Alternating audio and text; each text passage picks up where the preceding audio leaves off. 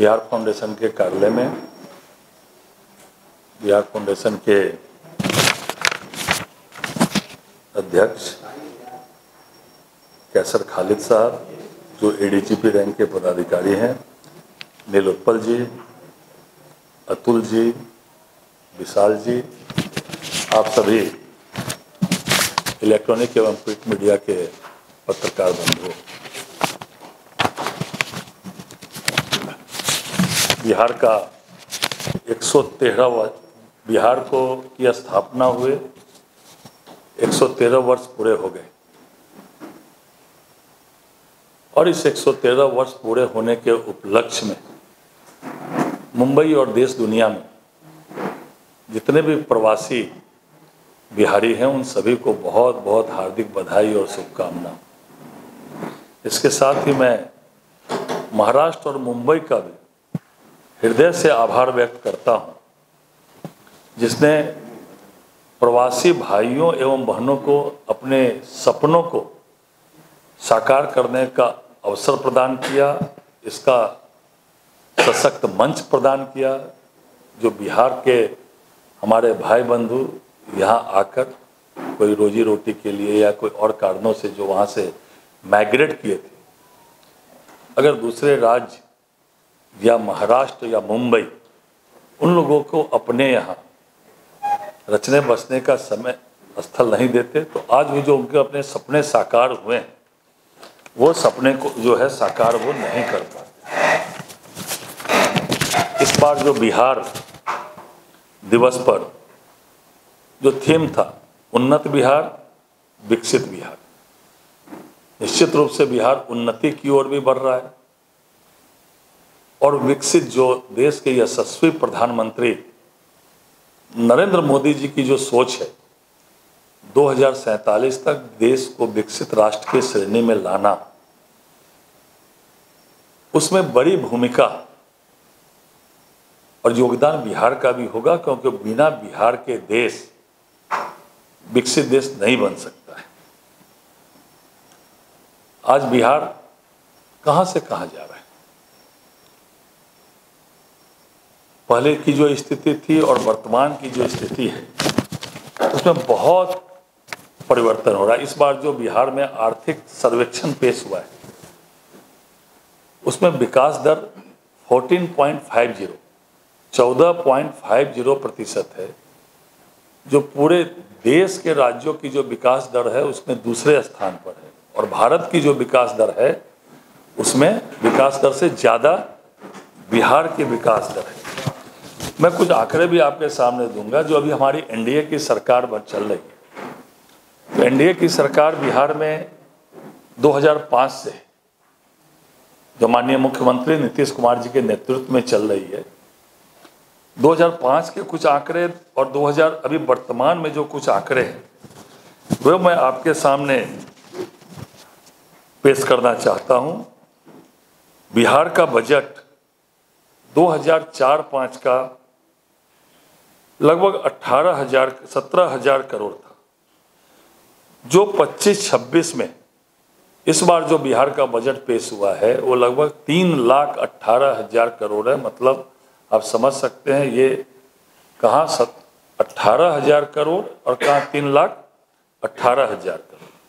प्रति व्यक्ति आय बिहार की 2004-05 में 7914 रुपये थी, 7,914, जो 2025 में अभी जो नए आर्थिक सर्वेक्षण पेश हुए हैं उसमें 66,828 रुपये। अभी भी ये बहुत कम है, विकसित राज्य अगर बनाना है तो उस अनुपात में ये बहुत कम है, लेकिन अभी 66,828 रुपया प्रति व्यक्ति जो है आय है। 1960 से 2005 तक बिहार में कोई भी इंजीनियरिंग कॉलेज नहीं खुला। 2005 से पहले मात्र 3 सरकारी इंजीनियरिंग कॉलेज थे, लेकिन 2005 के बाद, मैं सरकारी इंजीनियरिंग कॉलेज की बात कर रहा हूँ, 2005 के बाद अब प्रत्येक जिले में एक इंजीनियरिंग कॉलेज है, 38 इंजीनियरिंग कॉलेज और 38 पॉलिटेक्निक संस्थान है। विश्व का सबसे बड़ा सरकारी अस्पताल बिहार में बन रहा है। जो 5462 करोड़ बेड का है और 5400 करोड़ की लागत से है, उसका प्रथम चरण का कार्य पूरा भी हो गया। पीएमसीएच के कैंपस में वो अस्पताल बन रहा है। विश्व का सबसे बड़ा सरकारी अस्पताल वो है। और इस बार जो भारत सरकार ने आंकड़े पेश किए हैं, सरकारी अस्पतालों में निःशुल्क दवा का वितरण का, उसमें बिहार नंबर 1 पे। आप आपको पता होगा कि पूर्व में यहाँ अधिकांश मुझे लगता है कि हिंदी भाषी क्षेत्र के ही पत्रकार है, कुछ यहाँ के भी हों। तो 2005 से पहले तो दवा सरकारी अस्पताल में मरीज भी नहीं जाते थे, और आज देश में सबसे ज़्यादा निःशुल्क दवा सरकारी अस्पतालों में वितरण में ये भारत सरकार का आंकड़ा है। नंबर 1 बिहार है। 2005 से पहले 5 मेडिकल कॉलेज हुआ करते थे बिहार में, सरकारी मेडिकल कॉलेज। अभी 21 मेडिकल कॉलेज बिहार में प्रारंभ है और 23 निर्माणाधीन है। और बिहार में शंकर नेत्रालय ऐसे विश्वस्तरीय वहाँ जो है आई हॉस्पिटल भी बनना प्रारंभ हो रहा है। बिहार में केवल एक एयरपोर्ट था, पटना में। अभी दरभंगा में भी एयरपोर्ट है। मैं संयोग से दरभंगा का ही विधायक हूँ, और वहाँ आदरणीय प्रधानमंत्री जी ने इंटरनेशनल एयरपोर्ट दरभंगा को भी विकसित करने के लिए पिछले दिनों उन्होंने शिलान्यास किया था, और बिहटा में बन रहा है। ग्रीनफील्ड एयरपोर्ट जो बजट में घोषित हुआ है वो भागलपुर में बन रहा है। पूर्णिया में भी एयर कनेक्टिविटी प्रारंभ होने के लिए काम प्रारंभ है। मतलब कई एयरपोर्ट कनेक्टिविटी जो है बिहार में चल रही है। बिहार में 8 राष्ट्रीय स्तर के एजुकेशन संस्थान हैं, चाहे वो IIT हो, NIT हो, IIM हो। ऐसे जो है पूसा को राष्ट्रीय कृषि यूनिवर्सिटी को नेशनल कृषि यूनिवर्सिटी के रूप में घोषित किया गया। और भी ऐसे बहुत सारे काम है जो बिहार में चल रहे हैं। 2005 से पहले 384 किलोमीटर ग्रामीण सड़कें थी, जो ग्रामीण विभाग की सड़कें थी 384 किलोमीटर, जो हमारा ग्रामीण कार्य विभाग उसको देखता है। और अभी 1,12,505 किलोमीटर ग्रामीण कार्य विभाग की सड़कें थी। मैं 2005 की बात कर रहा था, 18,000 करोड़ का बजट था। उसमें योजनाबद्ध का, जिससे डेवलपमेंट का काम होता है, वो मुझे लगता है 1200-1300 करोड़ मात्र था। पूरे राज्य में 1200-1300 करोड़ से विकास का काम होता था। और आज कहां से कहां पहुंच गया। भगवान श्री राम का मंदिर अयोध्या में बना, उसी तर्ज पर 50 एकड़ में पुनौरा धाम, जो सीतामढ़ी है, जनक जाननी मैया सीता की जन्मस्थली है, वहां जो है कार्य प्रारंभ हो रहा है। सरकार ने निर्णय कर लिया है कि भगवान श्री राम के अयोध्या में मंदिर के तर्ज पर 50 एकड़ में पुनौरा धाम में भी जो है मंदिर का निर्माण किया जाएगा। आपके माध्यम से मैं बिहार के जो प्रवासी भाई बहन हैं उनको विश्वास दिलाना चाहता हूँ। आप यहाँ आए, बुरे समय में आए, अपने रोजी रोजगार के लिए आए, और 2005 से पहले जो स्थिति थी,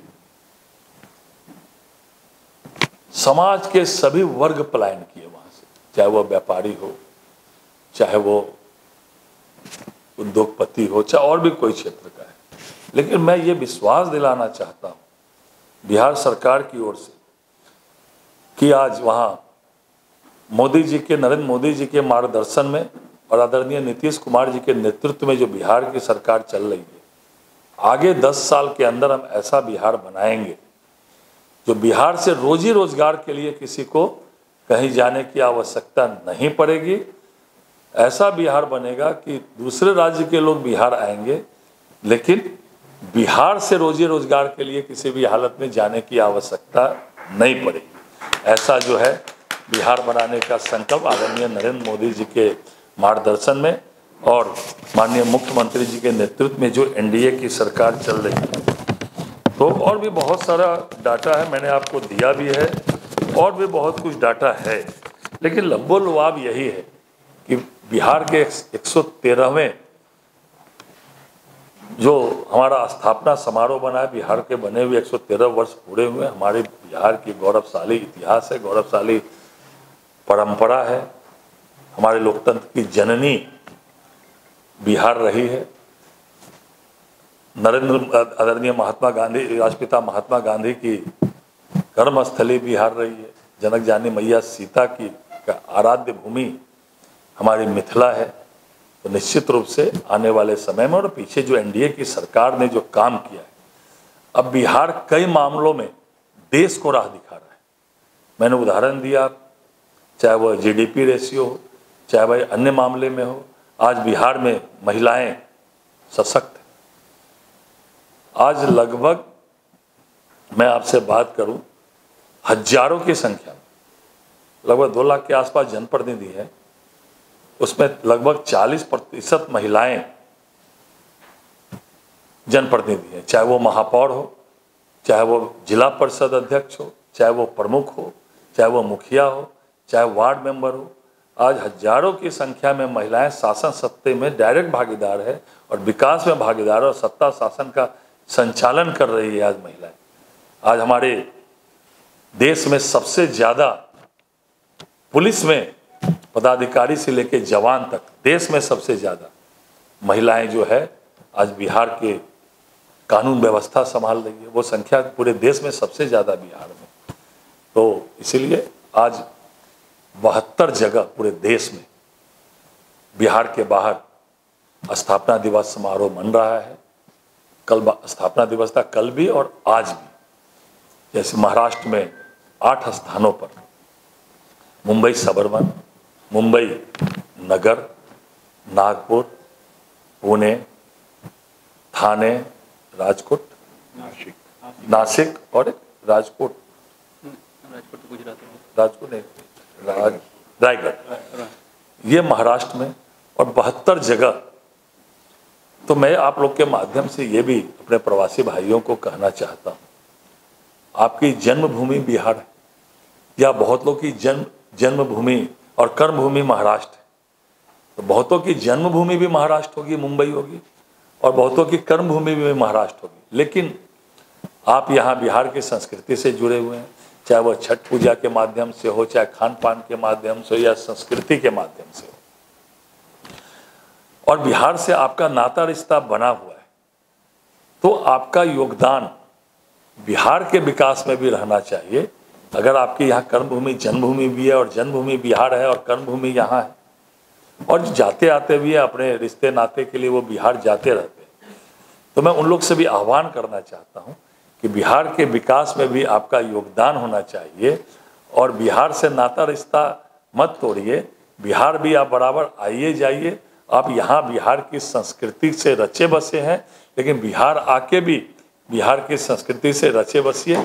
बस इसीलिए बिहार के इस स्थापना समारोह में आप लोगों के माध्यम से भी और आप लोगों को भी बहुत बहुत बधाई और शुभकामना। बिहार विकसित बने, बिहार और तेजी से विकास हो। एक डाटा और मैं देना चाहता हूँ, शिक्षा में पूरे बिहार में 2005 के पहले +2 जो इंटर स्तरीय सरकारी विद्यालय थे, लगभग 325 के आसपास थे, और आज प्रत्येक पंचायत में बिहार में इंटर स्तरीय सरकारी विद्यालय +2 तक।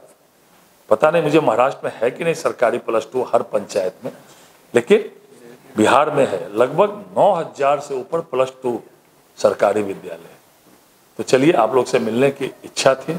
मैं एक बार पुनः महाराष्ट्र का हृदय से आभार प्रकट करना चाहता हूँ। महाराष्ट्र के भाइयों और बहनों का हृदय से आभार प्रकट करना चाहता हूँ कि हमारे बिहार के प्रवासी भाइयों के सपनों को साकार करने के लिए, उनको रचाने बसाने का जो आपने काम किया है, उसके लिए भी मैं बहुत आपके प्रति आभार प्रकट करना चाहता हूँ। अगर आप लोग का कोई प्रश्न है तो आप लोग ले सकते हैं। सवाल बनता है, बहुत अच्छी बात कही आपने कि आने वाले 10 साल बाद बिहार में कोई शायद रोजगार के लिए दूसरे राज्य में नहीं जाएगा। तो ऐसे कौन से प्रोजेक्ट आने वाले हैं जिसके कारण रोजगार बढ़ने वाला है? और क्या ऐसा भी वक्त आएगा कि जो मुंबई दिल्ली जैसे शहरों में हमारे बिहारी प्रवासी बसे हैं वो लौट के बिहार जाएंगे? मैंने बताया आज मैंने बताया बिहार की विकास दर देश से ज़्यादा है, और पूरे देश में जो राज्यों की विकास दर है आर्थिक सर्वेक्षण के आधार पर, उसमें बिहार दूसरे नंबर पर है। आज एयरपोर्ट कनेक्टिविटी हो, आज सड़कों का मामला हो, आज एक्सप्रेस हाईवे जो आप महाराष्ट्र में देख रहे हैं, आप लोग बिहार से अगर जुड़े हुए हैं तो इन 20 सालों में जो बिहार का परिवर्तन हुआ है और अभी जो प्रोजेक्ट चल रहे हैं, अभी केवल मैं मिथिला की बात करता हूं आपको, औरंगाबाद से दरभंगा एक्सप्रेस हाईवे बन रहा है, पहला एक्सप्रेस हाईवे बिहार का है। और ऐसे ऐसे कई हाईवे, वहाँ बड़े बड़े हाईवे बन रहे हैं, जिसके कारण एक तो रोजी रोजगार, नौकरी बढ़ रही है, लोगों की आर्थिक समृद्धि बढ़ रही है, लोगों का रोजगार का साधन बड़ी संख्या में सृजन हो रहा है। वहाँ से लोगों माइग्रेट क्यों किए?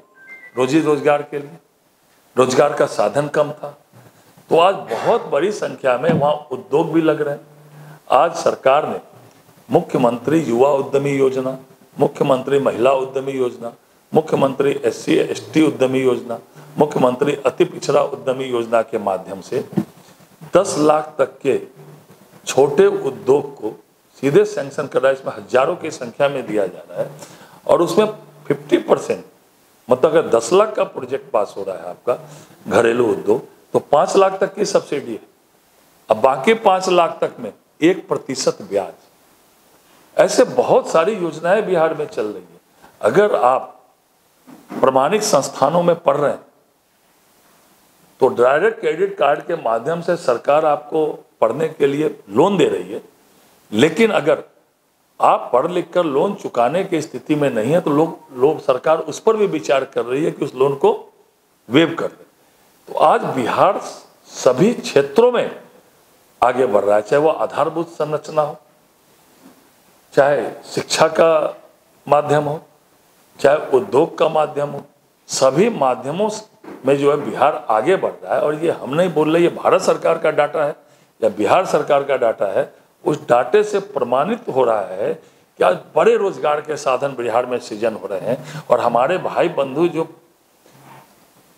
माइग्रेट किए वो रोजगार के कारण नहीं ज्यादा किए। और यह 2005 से 15 साल के कार्यकाल में जो लॉ एंड ऑर्डर का मामला था, कानून व्यवस्था का मामला था, उसमें भी बहुत लोगों ने अपनी संपत्ति बेच के जो है आए। लेकिन अब वो कानून व्यवस्था में अब ये कोई नहीं कह सकता बिहार में कि अपराध और अपराधी को सत्ता का संरक्षण प्राप्त है। ऐसा नहीं है, पहले था, निश्चित, मुझे कहने में कोई अतिशयोक्ति नहीं, लेकिन आज ऐसा कोई नहीं कह सकता। आज कानून व्यवस्था का बात हो या सभी क्षेत्र में बिहार अग्रणी भूमिका में है, इसलिए मैं बता रहा हूँ ये बात।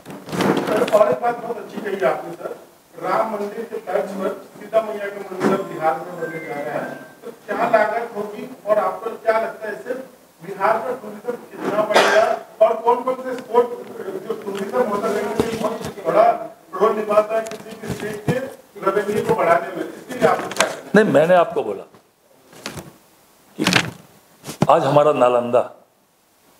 नालंदा का जो विश्वविद्यालय था वो लगभग खंड खंड हो गया था, कोई जाते नहीं थे। आज फिर से अपने पुराने रूप में लौट गया। आज आप राजगीर जाइए, मैं आपको कह सकता हूँ, राजगीर आप लोग अगर नहीं गए होंगे पिछले 15-20 सालों में, तो आज जाइए, आपको वो जो टूरिस्ट डेस्टिनेशन मिलेगा, आपको लगेगा नहीं कि वो पुराने वाले बिहार में हमें। और जितने हमारे पौराणिक स्थल थे, उन सभी स्थलों को सरकार डेवलप कर रही है। टूरिस्ट, अभी जो टूरिज्म का जो आंकड़ा आया था बिहार का, वो आंकड़ा अभी मेरे पास नहीं है, लेकिन अभी जो आर्थिक सर्वेक्षण में आंकड़ा आया था, वो देश के किसी भी टूरिज्म से जो टूरिस्ट की जो आवाजाही है, उसमें सबसे ज़्यादा बिहार में अभी जो है पर्यटक आ रहे हैं। आप लोग के पास आंकड़ा होगा, संजोग से वो नहीं है, मैं आपको दे दूंगा, आ रहे हैं। जहाँ तक जनक जाननी मैया सीता की सीतामढ़ी में, तो उसमें सरकार ने बनाने का निर्णय ले लिया। 50 एकड़ जमीन जो है उसके लिए 50 एकड़ के, बाकी जैसे जैसे उसमें आगे बढ़ेगा आप लोग के माध्यम से हम लोग बताएंगे, लेकिन निर्णय हो गया है कि वहाँ सीता मैया के तो पुनौरा धाम में जो है उस तर्ज पर जो है बड़ा मंदिर जो है का निर्माण कराया जाएगा। बिहार तरक्की कर रही है। बिहार एक ऐसा राज्य है जहाँ सबसे ज्यादा लोग पलायन करते हैं रोजगार के लिए, लेकिन अब तरक्की कर रही है, ऐसी अच्छी न्यूज भी आ रही है। लेकिन एक और न्यूज आ रही है कि बिहार में स्वास्थ्य की समस्या है, 49% डॉक्टरों की कमी है। अगर आप उसे बता सकें। देखिए मैं बताता हूँ, मैंने पहले बताया आपको कि बिहार में ये भारत सरकार का आंकड़ा है। पूरे देश में सरकारी अस्पतालों में निःशुल्क दवा वितरण में बिहार का डाटा नंबर 1 आया है, 74% समथिंग है, और राज्यों का उससे काफी नीचे। और एम्स, अभी बिहार में दूसरा एम्स हमारे दरभंगा में माननीय प्रधानमंत्री जी ने शिलान्यास किया है। मेडिकल कॉलेज, प्रत्येक जिले में एक सरकारी मेडिकल कॉलेज की मैं बात कर रहा हूँ, खुलने का नीतिगत निर्णय ले लिया। 21 मेडिकल कॉलेज प्रारंभ हो गए। कैंसर हॉस्पिटल, बड़ा कैंसर हॉस्पिटल मुजफ्फरपुर में अभी इसी माह उद्घाटन होने वाला है। तो माननीय स्वास्थ्य मंत्री जी समय ले रहे हैं दिल्ली से, कब मिल जाएगा। दरभंगा में भी 100 बेड का अभी पिछले दिनों स्वास्थ्य मंत्री जी ने कैंसर का उद्घाटन किया है। पटना में विश्व का सबसे बड़ा सरकारी अस्पताल 5462 बेड का, मैं बता रहा था 5462 करोड़ का, 5400 की लागत से बन रहा है, 5400 करोड़ की लागत से। और उसमें जो है प्रथम चरण का कार्य भी पूरा हो गया है। जहाँ तक चिकित्सक की बात है, ये मैं स्वीकार करता हूँ चिकित्सकों की थोड़ी कमी है, उसमें भी लगातार बहालियाँ हो रही। पिछले साल भी, इस साल भी चिकित्सकों की, पैरामेडिकल स्टाफ की, विशेषज्ञ चिकित्सकों की लगातार बहालियाँ हो रही है। तो आपका जो प्रश्न है वो भी थोड़ा कम है डॉक्टर, मैं मानता हूँ, लेकिन उसका भी जो है निदान हो रहा है। मैं काफी इंटरव्यू करता हूँ, उस इंटरव्यू के दौरान जो भोजपुरी की इंडस्ट्री है, फिल्मी इंडस्ट्री, और 2 बड़े नाम है पवन सिंह के साथ, और ये हर तक ये बोलते हैं कि सब्सिडी के कारण सब्सिडी उनको प्रॉपर नहीं मिलती है। जो आप अगर बता सके कि जी मैं बताता हूँ आपको, मैं बता, इसलिए आधार कार्ड बिहारी लोग वहां शिफ्ट कर रहे हैं, ऐसा आ रही है। मैं बताता हूँ, हमारी सरकार जो दोबारा आई, जो भाजपा अभी पिछले साल जो है, उसमें सरकार ने नीतिगत निर्णय ले लिया। हमारी सरकार का कला एवं संस्कृति विभाग इसको देख रहा है, नीति निर्धारण हो गया। आप लोग के पब्लिक डोमिनेंट में वो नीति भी है। सरकार जो बिहार में जो फिल्में बनेगी उसमें जो है बड़ी मात्रा में सरकार जो है उसमें सहायता देगी। एक पब्लिक डोमिनेंट में पूरी वो पॉलिसी भी है, जो हमारी फिल्म की पॉलिसी। और पिछले दिनों पूरे देश के जो बिहार के हिंदी भाषी जो बनाने वाले फिल्म थे उनको भी बुला के, होटल ताज जो मुंबई में है उनको बुला के, सॉरी मुंबई में नहीं, पटना में जो होटल ताज है उसमें भी सभी का मिलन हुआ था। और ये सरकार निर्णय कर चुकी है, उसकी पॉलिसी जो है पब्लिक डोमिनेंट में है। हम लोग बड़ी मात्रा में सहायता जो है, जो बिहार का फिल्म है, भोजपुरी फिल्म है, जो बिहार के लोग बनाएंगे उसमें देने जा रही है। और वो नीतिगत निर्णय भी सरकार ने ले लिया है। आज कहीं ना कहीं देश भर में भोजपुरी इंडस्ट्री काफी तेजी से बढ़ रही है और मनोरंजन के कारण लोग बहुत पसंद भी करते हैं। धरती भी काफी बढ़ता है, मोदी जी ने जैसे फिल्म सिटी का निर्माण कर रहे हैं यूपी में, आप लोगों की भी इस तरह की कोई योजना का प्लानिंग है? नहीं, मैंने बताया ना आपको, पब्लिक डोमिनेंट में हमारी पॉलिसी बन चुकी है और वो आप लोग नेट पे सर्च करके भी निकाल सकते हैं। पूरी फुल प्रूफ पॉलिसी बनी है और बड़ी मात्रा में हम लोग सहायता जो है, चाहे वह भोजपुरी फिल्म हो, चाहे हमारी मैथिली फिल्म हो, चाहे अंगिका फिल्म हो, चाहे हिंदी फिल्म हो, इन सबको को जो है सरकार जो है देने का निर्णय कर चुकी है। और जहाँ तक मेरे विभाग का मामला है, राजस्व एवं भूमि सुधार विभाग, ये आम लोगों के जन सरोकार से जुड़ा हुआ विभाग। तो आपको मैं जानकारी देता हूँ, ये पूरा ऑनलाइन सिस्टम है। जो हमारे प्रवासी बिहार के लोग हैं ये भी ऑनलाइन, अभी वहाँ भूमि का सर्वेक्षण चल रहा है पूरा। और जो खतियान था, जो 1908 में खतियान बना था, उसको फिर से खतियान बनाने का जो है सरकार ने निर्णय लिया और बड़े स्तर पर लगभग 13,000 अमीनों को और स्टाफों को लगाया गया है प्रत्येक गांव में। उसका सर्वेक्षण हो रहा है और पूरे मेरा विभाग ऑनलाइन है।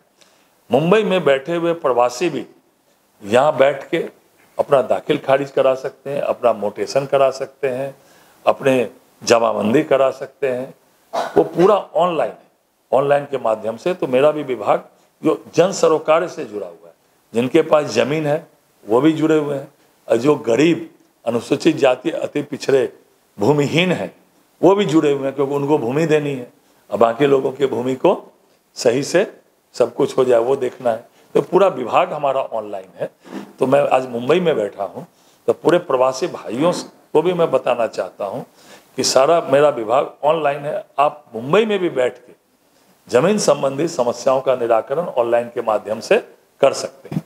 नीलोत्पल जी जिस तरह का इनिशिएटिव ले रहे, जो बिहारी भाई जो यहाँ पर रहते हैं हमारे, तो क्या कहना चाहेंगे उसके लिए? कितनी बड़ी बात है, क्योंकि लोग पलायन करके आए तो हैं, लेकिन यहाँ पर जो सुविधा और उनके लिए जो काम करने का जो इनिशिएटिव ले रहे हैं नीलोत्पल जी, उसके लिए हमारा बिहार फाउंडेशन कोरोना के समय में, आप लोग ज़्यादा जानते होंगे, कोरोना के समय में कितनी बड़ी संख्या में लोगों को मदद किया है।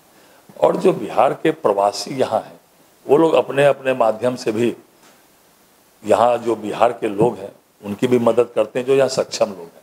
अगर किन्हीं को कोई समस्या है, सरकार तो करती है, इसलिए मैंने पहले ही महाराष्ट्र और महाराष्ट्र के लोगों के प्रति कृतज्ञता ज्ञापित की, धन्यवाद ज्ञापन किया कि उन्होंने यहाँ रचाया बसाया। और जो बिहार के लोग हैं, नीलोत्पल जी हैं या बाकी अन्य लोग हैं, वो लोग भी यहाँ बिहार के लोगों की मदद करते हैं।